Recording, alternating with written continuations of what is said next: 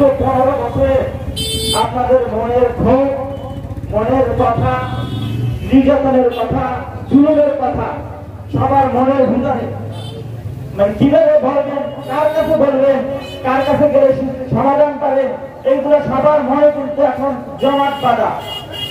আমরা গণ অধিকার পরিষদের কার্যালয় উদ্বোধন করছি।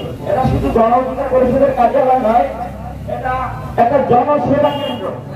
আপনাদের যত পরিবারের সমস্যা আছে, আমি আপনাদের মধ্যে সন্তান, ইনশাআল্লাহ আপনাদের সাথে দীর্ঘ সময় কথা হবে। আপনাদের যত সমস্যা আছে আমি সর্বোচ্চ দিয়ে চেষ্টা করব সমাধানের জন্য। এতে যদি রাষ্ট্রীয় পর্যায়ে সর্বোচ্চ মহলে দিতে হয়, তাও আপনাদের জন্য একটু আশ্বস্ত করে গেলাম। আর বিশেষ করে আজকে আসলে প্রোগ্রামটা ক্যান্সেল করার কথা ছিল, কারণ বর্তমানে যে পরিস্থিতি, বাংলাদেশের যে পরিস্থিতি, এতে এরকম প্রোগ্রামের পরিবেশ নেই। আপনারা জানেন যে বিপিনুর হক নূর ভাইয়ের গতদিন, বিপিনুর হক নূর ভাই কিন্তু দক্ষিণাঞ্চলের মানুষ, জানেন তো? সেখানে দক্ষিণাঞ্চলের আমাদের বরিশালের মানুষ, বরিশালের পটুয়াখালীতে তাদের প্রত্যন্ত অঞ্চলে তার ভাষা, চর অঞ্চলের ভাষা।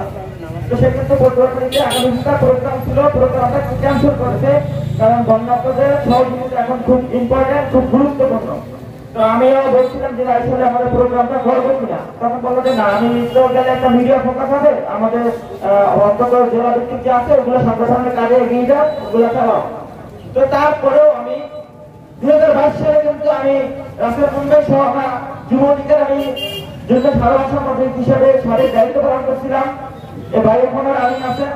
তো তখন আমরা 22 সালে কিন্তু কুড়িগ্রামের ত্রাণ পাঠাইছি। কুড়িগ্রাম আমরা নিজের চাঁদা কালেকশন করে নিজের পকেট থেকে দিয়ে ট্রাকে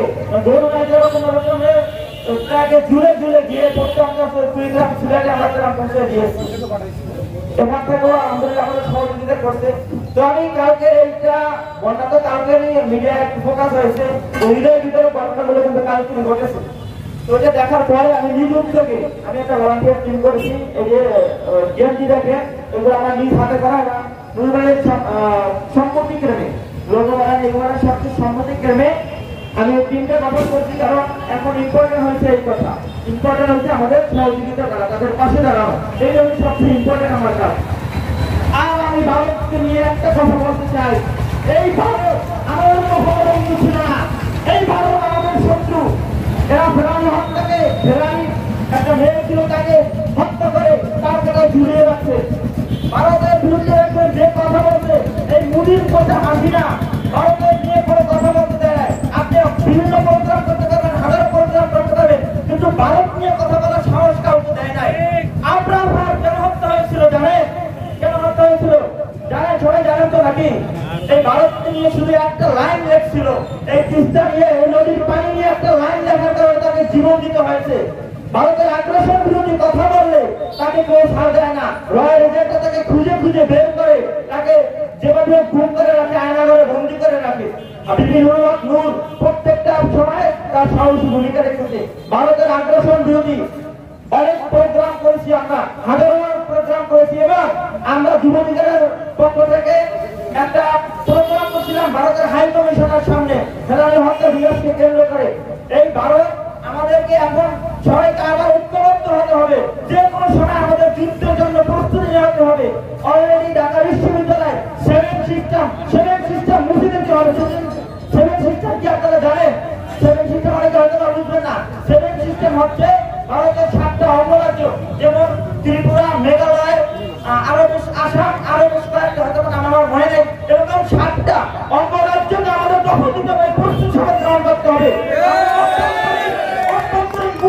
হাসিনাকে আমরা উৎখাত করেছি, এখন এই অন্তরে হাসিনা ভারত গিয়ে না সরকারি ছাড়ছে আর আমাদেরকে পানিতে ডুবিয়ে মারছে। এই শেখ হাসিনা মোদীকে কাউকে ছাড় দেবো না। আমরা যুদ্ধ থেকে পৌঁছে রয়েছি, আমাদের কেন্দ্র থেকে ঘোষণা আসবে, আমরা যেভাবে ছাত্র আন্দোলন করে এই হাসিনাকে ফাটাইছি, হাসিনাকে বিতাড়িত করছি এবং এই ভারতের এই সেভেন সিস্টেমকে বাংলাদেশের অঙ্গ পরিণত করতে হবে। ভিতরে আনতে হবে, দখল ভিতরে বাংলাদেশের অঙ্গরাজ্য আনতে হবে। ভারতের ভিতরে এই সেভেন সিস্টেমকে দেওয়া যাবে না। তো যাই হোক, আমার আসলে অনেক কথা বলার ছিল, আপনাদের অনেক কথা ছিল। এই কোটা সংস্কার আন্দোলন এটা কিন্তু 2018 সালে, কোটা সংস্কার আন্দোলন বলতে 2018 সাল। যে মিডিয়ায় বলেন, যে বক্তব্য বলেন, এই কোটা সংস্কার আন্দোলন 2018 সালে সৃষ্টি হয়েছিল। এই 18 সালে কোটা প্রস্তাবে কবর দিয়েছিল, কিন্তু সরকার শেখ হাসিনা অপ্রত্যক্ষ করতে এমন একটা পর্যায়ে পৌঁছেছে সবাই মনে করেন কিছু মনেই করে না।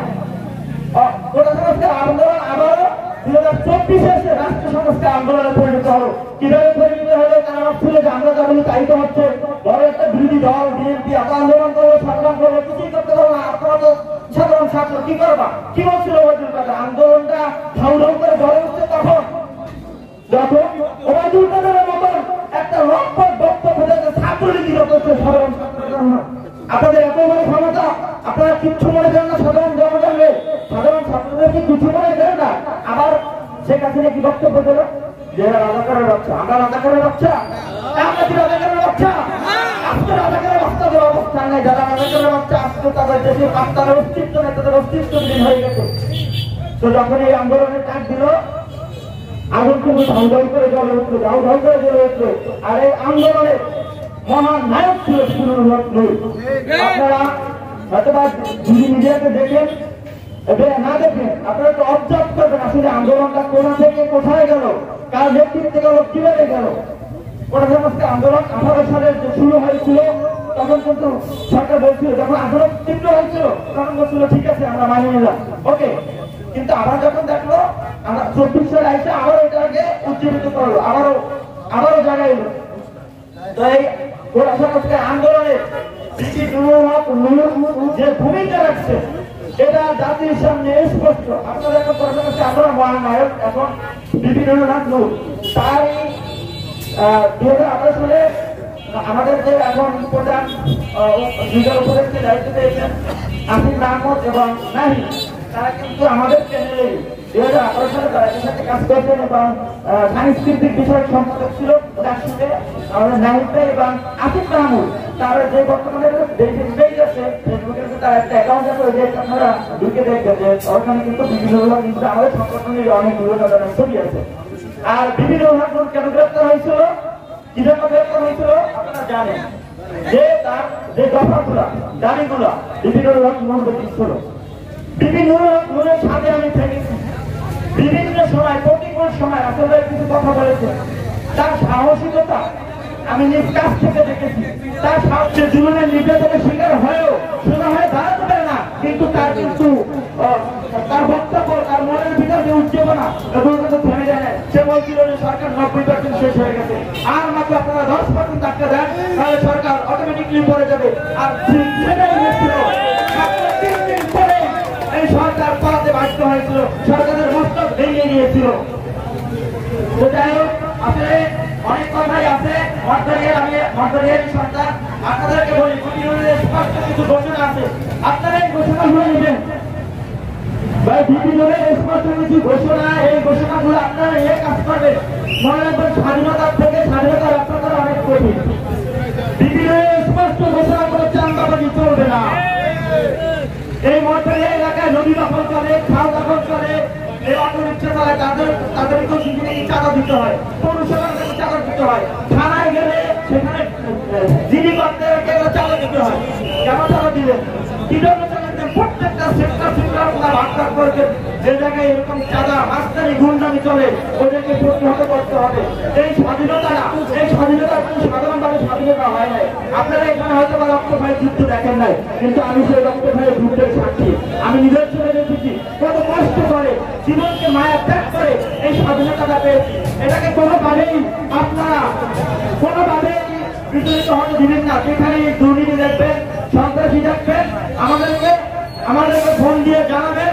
আপনারা নিজেরা প্রতিহত করবেন, নিজেরা ঐক্যবদ্ধ হয়ে থাকবেন। কোনোভাবেই মন্ত্রিয়ার ভিতরে আর কোনো চাঁদাবাজি করতে দেওয়া যাবে না, কোনো চাঁদাবাজি হবে না। থানায় যদি জিডি করতে যান, স্পষ্ট ঘোষণা দিয়ে হয়েছে, কোনো টাকা দিবেন না। যদি বলে 20 টাকা তো কম্পোজ করতে থাকে, আর ওটা তো রাখছে কি জন্য? পুলিশ রাখছে কি জন্য? তোকে তো কম্পোজ করার জন্যই রাখছে। 20 টাকার যে একটা কাগজ দেয়, ওটার জন্য আলাদা বাজেট হয়। আর আমরা বলতে চাই, এই সরকারের, আওয়ামী লীগ সরকারের কোনো দালাল, কোনো চাকরিবাজ, কোনো চাকরিতে কিংবা সরকারের কোনো কর্মকর্তা উপর লেভেলে থাকতে পারবে না। কারণ ও জানে কিভাবে শুনতে হয়, ও জানে কিভাবে চাঁদাবাজি করতে হয়। কিছুদিন পরে যখন শান্ত হবে তখন ও আবার চাঁদাবাজি শুরু করবে। এই কারণে আপনাদের দায়িত্ব, কে কোন জায়গায় এই চাঁদাবাজি করতো, লুটপাট করতো, যদি ডিসি পর্যন্ত হয়, যদি এসপি ওসি হয়, আমাদেরকে নিউজ দিলেন, ওই চাকরি করতে পারবে না, ওই পদে থাকতে পারবে না।